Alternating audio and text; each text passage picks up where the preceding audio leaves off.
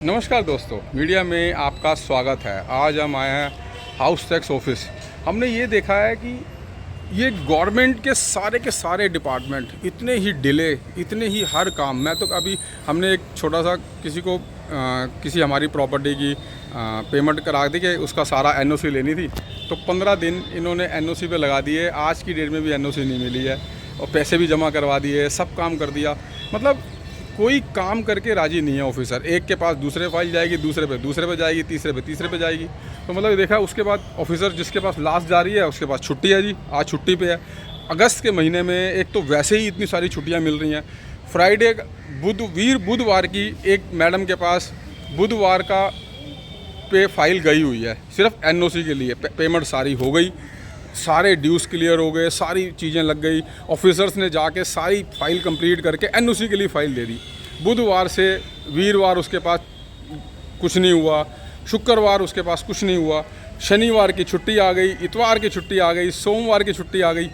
मतलब इतनी सारी छुट्टियों के बाद भी कोई बंदा काम अपने पास। अभी मैं आपको ऑफिस दिखा रहा हूँ, सारा ऑफिस खाली पड़ा हुआ है, कोई कस्टमर नहीं है, कोई बिल्कुल वर्कलोड नहीं है। लेकिन फिर भी इनको ऐसा लगता है कि भाई साहब इनके पास बहुत काम है। एक फ़ाइल को अटका के रखेंगे, महीनों तक अपने फ़ाइल को अपनी टेबलों पे धूल चाटते रहेगी फ़ाइल, लेकिन काम करके राजी नहीं है।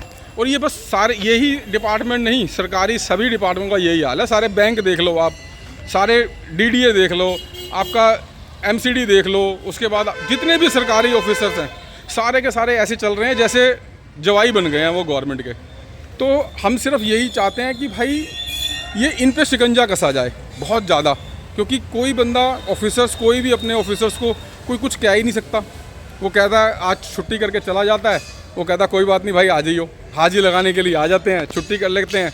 कोई कुछ पूछने वाला नहीं, क्योंकि उनके पास पावर ही नहीं है कि आप उनको ट्रांसफ़र कर सको, उनको डांट सको, उनको कुछ कर सको। ये मैं आपको दिखा दूँ कि ये वाला चीज़ें बहुत गलत हैं। अब ये हाउस टैक्स के बारे में ही आपको बता दें, गीता कॉलोनी हाउस टैक्स इतना बड़ा हाउस टैक्स है, बिल्कुल खाली पड़ा हुआ है। पब्लिक डीलिंग तो यहाँ पे कुछ खास है ही नहीं, और ऑफिसरों के पास फाइलें इतनी मोटी मोटी हैं, लोगों को नोटिस भेज रहे हैं फ्री फंड के, गलत नोटिस भेज रहे हैं। हमने ये भी देखा इसमें कि भाई कई बारी हमने ये देखा कि इन्होंने 7 साल की स्कीम में इन्होंने देखो। अब आपको हम यहाँ का झोल दिखाते हैं कि गवर्नमेंट कैसे लूटती है, हाउस टैक्स कैसे लूट रहा है लोगों को। इन्होंने हमारे पास कैंप लगवाए कि भैया आप एक काम करो, आप 7 साल का टैक्स भर दो, बाकी सारा माफ़, पूरी ऑल ओवर आपका माफ़ हो जाएगा। अब इन्होंने घर पे जाके लोगों के सोसाइटियों में जाके लोगों के जगह जगह पे कैंप लगवाए। अब जिन जिन लोगों को लगा कि भाई हमारे पुराना हाउस टैक्स बाकी है, उन्होंने सबके टैक्स भर दिए, 7 साल के टैक्स भर दिए अपने सेल्फ असेसमेंट से। तो उन्होंने जिसका लाख रुपये का था, जिनका कितना भी आया, 10,000 आया, 20,000 आया, 30,000 आया, उन्होंने भर दिया। अब उसके बाद क्या किया, इन्होंने सारों की फ़ाइल खोली और उनके सारी फाइलों में ये निकाला कि आपने ये गलत टैक्स भर दिया है। यानी कि आपका टैक्स अगर 200 रुपये बनता है और आपने 150 रुपये भर दिया, यानी कि वो गलत हो गया। अब गलत हो गया तो आप उस दायरे में नहीं आओगे। अब आपका 2004 से वापस आपका पूरा टैक्स लगा देंगे। तो लोगों को लाखों रुपए के नोटिस इन्होंने जारी कर दिए। तो ये देखिए कितनी चीटिंग है उनके साथ, हर एक नागरिक के साथ, लोगों के साथ। अरे भाई जब 7 साल का लेना है, अगर किसी ने सेल्फ असेसमेंट आप कर रहे हो, ऑफिसर को ही नहीं पता कि अपने आनन फानन में फटाफट टैक्स तो भरवा लिया। अब टैक्स जब भरवा लिया तो उससे क्या फ़र्क पड़ता है कि आप थोड़ा सा कम है वो डिफरेंस ले लो।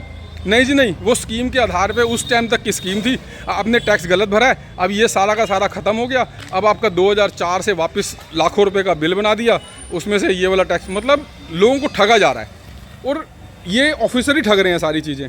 नए नए कानून ले आते हैं, बेवकूफ़ बना रहे हैं पब्लिक को, और उसके बाद अगर कोई काम कराने आ जाता है। अब मेरे किसी जानकार का टैक्स भरना था, हमने कहा चलो आपका भरवा देते हैं। उसका असेसमेंट करवा दिया, टैक्स भरवा दिया पूरा, उसके हज़ारों रुपए का उसने रेगुलरली आज तक का पेड था पूरा उसका, सब उसने एक एक रसीद संभाल के रखी हुई थी।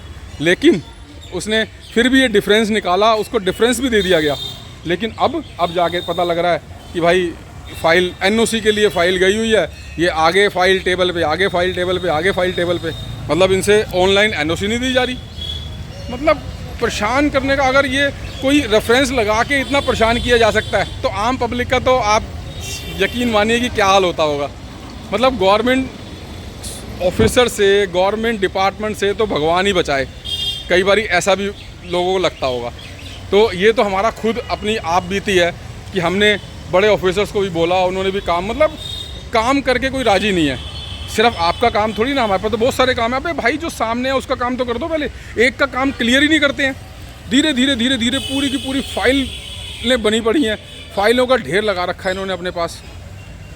अभी तो हम आपको हाउस टैक्स के बारे में बता रहे हैं, ऐसे ही हम आपको धीरे धीरे सारे डिपार्टमेंटों के बारे में बताएंगे कि वहाँ पे हमारा एक्सपीरियंस क्या रहा, वहाँ पे जाके काम कराने का, वहाँ पे क्या। अभी हमें डीडीए के बारे में बहुत सारी चीज़ें हमने खोलनी है, वो भी हम खोलेंगे। अभी पहले हम हाउस टैक्स के बारे में, आज ये कितना बढ़िया ऑफिस मिला हुआ हाउस टैक्स वालों को आजकल, गीता कॉलोनी हाउस टैक्स का कितना बढ़िया ऑफिस है। ये देखिए आप, पूरा ऑफिस एसी है। और अब आप यकीन मानेंगे, अभी आप देखो, ये कहते हैं कि काम, अब आपको काम दिखाते हैं कि कितना काम है इनके पास। ये लो जी, ये एमसीडी प्रॉपर्टी टैक्स का है। ये लो जी, पूरा एसी रूम है और ये टैक्स भरने वाला एक भी बंदा नहीं है यहाँ पे अभी फ़िलहाल।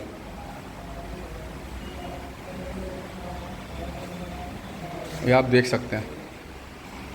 और अगर कोई काम आज आ जाएगा तो ये इतने बिजी हैं कि कुछ कहने की हद नहीं। इनके पास बिजी का भंडार लगा हुआ है कि भाई साहब कोई काम का लोड इतना है जैसे पता नहीं, भाई साहब इनके पास ज़िंदगी भर काम ख़त्म नहीं होगा और एक बंदा नहीं है हाउस टैक्स जमा कराने के लिए। अब बताओ, ये तो हाल है इन डिपार्टमेंटों के। वेले बैठे रहेंगे लेकिन काम करके राजी नहीं है, हर डराम पड़ गया है।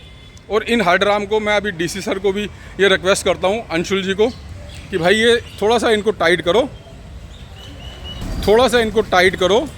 आपके एमसीडी कर्मचारी, हमने उस दिन सफाई का एक मुहिम छोड़ी थी कि हम सफाई कराते हैं। हमने नालों की सफाई के लिए हमने भाई साहब पूरा जोर लगा दिया एमसीडी के, लेकिन सफाई नहीं हुई। हमें वही काम करना पड़ा। बड़े नाले इतने ओवरफ्लो होते हैं क्योंकि वो छोटे नाले, जो बड़े नाले हैं वो ज़्यादा ऊपर ओवरफ्लो हैं, छोटे नाले निकले कहाँ। एक बारिश में ही पूरा दरिया बन जाता है, 4-4, 5-5, 6-6 घंटे पानी नहीं निकलता। राजा राम कोली मार्ग चाचा नेहरू हॉस्पिटल के सामने से। अब हमने कहा कि भाई नालों की डीप क्लीनिंग हो जाए कि किसकी वजह से सामान निकल जाए, सारा का सारा पानी निकल जाए, लेकिन नहीं, कोई पानी नहीं निकलने की जगह थी। फिर हमने प्राइवेट बाहर से किसी बंदे को पैसे दे के, हज़ारों रुपए दे के वो नाला डीप क्लीनिंग, अंदर से गाद निकलवाई, साफ़ कराया। तो मतलब ये देखो कि पब्लिक को इतना मेहनत करनी पड़ती है इन गवर्नमेंट ऑफिसों से काम कराने के लिए कि आप सोच भी नहीं सकते। तो ये एमसीडी का तो ये हाल है कि तौबा, इनसे काम कराना। और मैं डीसी अंशुल जी से भी यही बात कहूँगा कि देखो जी, आप अपने एरिए में काम करें, अच्छे से करें, क्योंकि देखो आप वहाँ के, यहाँ के डीसी हैं, सारे काम आपके अंडर में हैं, लेकिन आप ही काम नहीं करा पा रहे तो कैसे बात बनेगी। गायों का मुद्दा लेंगे तो सड़कों पे गायें घूम रही हैं, एक्सप्रेस वे पे गायें घूम रही हैं, रोडों पे गायें घूम रही हैं। अब आप देखो झील, गीता कॉलोनी, सब्जी मंडी, पुलिस स्टेशन पे गाँव का इतना, गायों का इतना जमावड़ा लगा हुआ है, कुछ कहने की हद नहीं। कोई गायों को कंट्रोल करने वाला नहीं है। आप मान के चलो एक्सप्रेस वे, हमारा जो ताज एक्सप्रेस वे बन चुका है पूरा बड़ा, उस पर गायें घूम रही हैं। इतने एक्सीडेंट हो रहे हैं रोज़, कोई परवाह नहीं कर रहा है। आपसे हमने आपको कंप्लेंट करी तो आपने, डीसी साहब ने यही कहा कि हमारे पास एक ही ट्रक है, 2 ट्रक हैं, किसको उठवाएं, कैसे करें, हमारे पास स्टाफ की कमी है।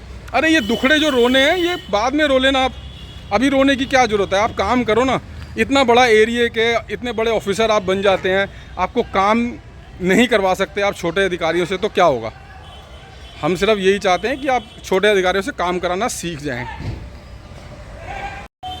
एमसीडी से अभी हमें इतनी सारी कंप्लेंट्स हैं, इतनी सारी कंप्लेंट हैं कि हम इस कंप्लेंटों को दूर करने के लिए हमने एड़ी चोटी का जोर लगा दिया है, क्योंकि हमने अपनी एक वो रखा है कि समस्याएं आपकी और समाधान करेंगे हम। लेकिन हमारे भी पसीने निकल गए हैं समाधान करते करते, क्योंकि सभी ऑफिसरों से बात करके बहुत ही मुश्किल काम है। एक इंक्रोचमेंट, आप ये मान के चलें, रेडी पटरी की इंक्रोचमेंट, उसके बाद आप ये गायों का अगर ले लें तो वो भी एक अपने आप में पूरी टास्क है। गायें जितनी भी आप देखो सड़क पे घूम रही होती हैं, वैसे पूरा का पूरा रोड, शिवपुरी पूरा रोड पूरा गांव से भरा हुआ होता है। लोग क्या करते हैं, जो कुछ तो आवारा हैं, कुछ वैसे हैं कि भाई लोग दूध निकाल के उनको छोड़ देते हैं, थोड़े दिनों बाद, थोड़ी देर बाद चारा खाने के लिए, और फिर वापस जब चारा खा लेती हैं शाम को फिर दूध निकालने के लिए ले जाते हैं, फिर उनको सड़क पर छोड़ देते हैं। मतलब एमसीडी कर्मचारी ये नहीं देख रहे।